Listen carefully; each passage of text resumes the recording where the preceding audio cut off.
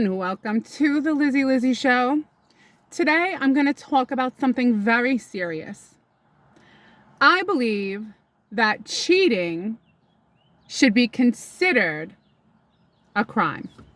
I know you're thinking that I shouldn't allow the law to get involved in personal matters. Well, my friends, being married is actually something that involves the government.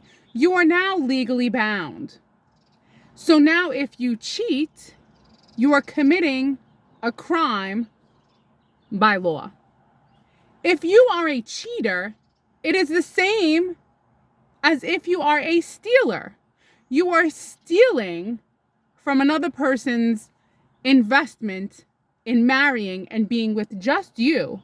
You stole from them on an emotional level and also by the law, because by law, it's only supposed to be the two of you till death do you part. You made vows. The vows are meant for you to be loyal, committed, and not go outside the marriage. If you do, you have committed adultery. Now, throughout history, punishments for adultery have varied widely depending on the culture you lived in. Now, I'm not saying we have to go to these extremes, but I do think there should be some fear in men and both women. We're not singling out any of the sexes here. We're talking about both, okay? Nobody's taking a pill here. There's no pills. There's just your brain and my brain. Just brains, a consciousness thinking that people should not be getting away with cheating. Maybe they need not an incentive, but a de-incentive, and know that if you cheat, you will now lose your job. You will now lose your status. You will now lose your reputation for being a person who is trustworthy. If you cheated on the person that you're supposed to be most loyal to in life, how then, sir or madame, do I or does any of society trust you? You have now blacklisted yourself as a weak fool who had no strength to leave the marriage in an honorable way. You chose a way to be a liar, to be a sneak, to basically steal. So cheating and stealing, I feel like they're linked in some way. Now, 100%, I'm not even saying 90%, 100%, I think cheating by law should be a crime. How do we punish the cheater? Well, let me tell you what they did in history. The first one, woo, if this doesn't stop you from cheating, I don't know what will. Because if you don't have morals and you don't have a conscience and you don't have any kind of willpower to stop you from doing something very disgusting, then I hate to tell you this, but now you're facing, are you ready for it? The death penalty. It's like Sesame Street, but for adults. You cheated, you committed a crime, now the death penalty is coming for you. Why did you cheat? You knew, now they're gonna give you lethal injection. My friends, these are the new laws that they put into place. Of course, it has to be 100% that you did it, but it's pretty easy to prove. Now, I will say that I will give you the right to leave the marriage if you feel like someone else is going to be more exciting for you to be with. That's fine. Just don't cheat. You can leave the marriage. Don't cheat. You won't suffer the death penalty if you leave because you think this other person is better. Even though they're not going to be better. Nobody's better. So if the first one doesn't scare you enough, also how cultures in the past dealt with a cheater who committed adultery, corporal punishment. Corporal punishment was pretty bad. They would have people leave their homes, gather in groups, and witness the torturing and the humiliation of the person who has cheated. Now, before I go any further with this, I know history is very complicated, that there's more to it than just, a lot of times they forced people to be married and there was abuse and there was a lot of things that weren't right. But this isn't the History Channel. I'm just trying to say, basically, if you're two healthy people that married because you loved each other and now all of a sudden you decided you're going to cheat and you were sneaky, now it's corporal punishment. They do flogging, which is like whipping and spanking. They have this one device where they would dunk people into the water attached to a chair, and they would dunk you in and out and dunk you in and out. And everybody was there to witness. We need to bring that back today. People need to be scared. Nobody's scared anymore. There's no repercussions for being a bad person, for making a very terrible mistake. Number 3, because cheating is now a crime, I'm sorry, you're going to prison. You're going to prison. Prison.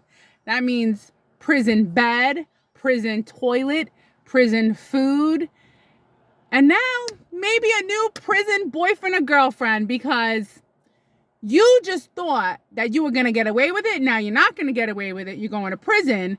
And now don't cheat on your new prison or boyfriend or girlfriend, because then you'll get the death penalty. So far we got the death penalty, corporate punishment, and imprisonment. I'm not making this up. These are the rules in history. Not the rules. These are the repercussions. Excuse me. Sometimes I use the wrong words. These were the fines, the repercussions. This was the jurisdiction.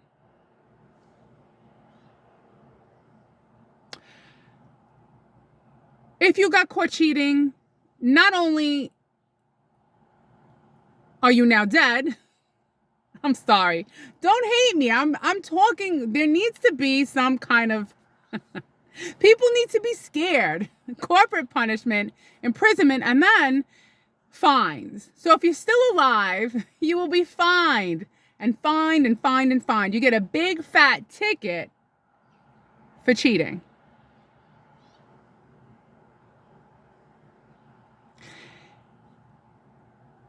If anyone cheats, once they get divorced, that person gets nothing. They don't get the house. They don't get alimony. They're actually ostracized, socially ostracized from the community. So now, don't you think that, oh, I was bored, I wanted butterflies, you cheated. Now you stupid butterflies ended you getting socially ostracized from the community. And now you got nothing. And now you got to wear a shirt with a giant A on it for adultery. And everybody knows it. And last but not least, if you get caught cheating, and we know 100% you did it, you will lose all your rights. So not only do you get divorced, which you could have just done that and then ran off with the new person who gave you butterflies, which eventually the butterflies die, you now lost your rights. So, in my opinion, things in the world right now are good, but we've gotten too lenient that they've become not good for the good people. Do you see what I mean? You see, the paradigm has shifted. In history, we were extreme with punishment, death penalty, imprisonment, corporal punishment, whipping, flogging. Now, someone cheats, there's no repercussions, nobody cares, nobody bats an eyelash. And then the person who is married to them and gets a divorce still has to pay the money and alimony? No, not in my new world. Not if I'm making the laws. Maybe you really think about your bad decision if you knew that there were some serious repercussions. And the judge is the one who's going to declare your sentence. If you get a good judge, maybe you'll just get corporal punishment. Maybe he'll just put you in prison for 10 years. Maybe you'll just lose all your rights. But if you get a judge who's in a bad mood and has had a bad day and has also been cheated on, he or her, or they, will give you the death penalty. The death penalty. So, listen, relationships are very complicated. They don't have to be perfect. But the cheating is the worst thing you can do to a person. And it tells a lot about you. You are weak in some way. Your weakness has now created a terrible situation for the person you're with, because now they're heartbroken. Now they don't know how to trust anyone. They thought they had a life with someone. Now they realize they don't. They thought this person loved them. Well, if they cheated on me, I guess they don't. Oh, if you have kids, it's even worse. Well, I will say this, my friends. Here's where the laws change. If you have kids, you won't get the death penalty. There you go. You see, I'm a lenient judge. Don't tell me that Judge Lizzie does not care. I do have a heart. I do. I do care. Even though you're a cheater, you can still see your children because they need their mother or father, but you're going to have to pay a fine. You're going to be socially ostracized. Wait, ostracism? Ostracized? I'm just thinking of an ostrich. But you're going to be like an ostrich with your head in the dirt because you are embarrassed. You are ashamed of yourself. So when you're ostracized, you're like an ostrich with your head in the dirt because you should be embarrassed. And you have been embarrassed. They have everyone coming out of their home watching you right there up on stage being tortured for what you did. Oh, you're going to come for me. You're going to tell me, Liz, you're messed up. Why would you do that? Why?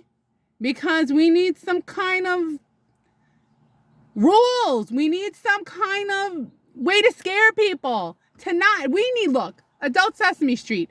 Adults are just children who can break emotional rules and think there's no repercussions. There are repercussions. People need to be scared.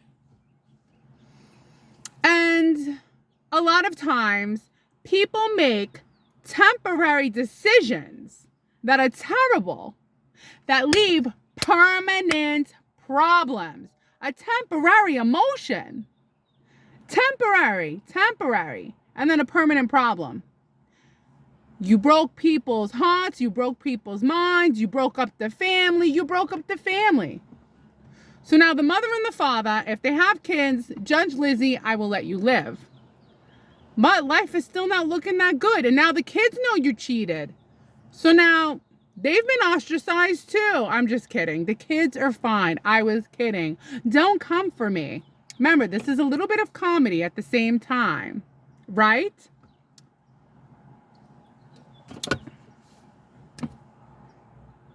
Ladies and gentlemen, do not cheat. Do not commit adultery. And if you have, keep it from me. I don't want to know about it because you might have to pay a fine. It'll be retroactive. Retroactive cheating fine. I'm here for you. I'm your friend, but I'm trying to make you a better human being. And that's by implementing my new laws. So vote for Lizzie. I will make sure that you will never cheat again because we don't need cheaters in this world. If you think my punishments are too harsh, well, then it looks like I'll get no votes. But this is where I stand. This is the position I hold. For adultery will no longer live in my world ever again. I hope you enjoyed this video, and I will see you tomorrow, perhaps for some more positive affirmations. But today we took a turn. No positive affirmations today. Another day, another topic. I don't know. I like this topic. What do you think? All right, I'll see you tomorrow. Adios, muchachos.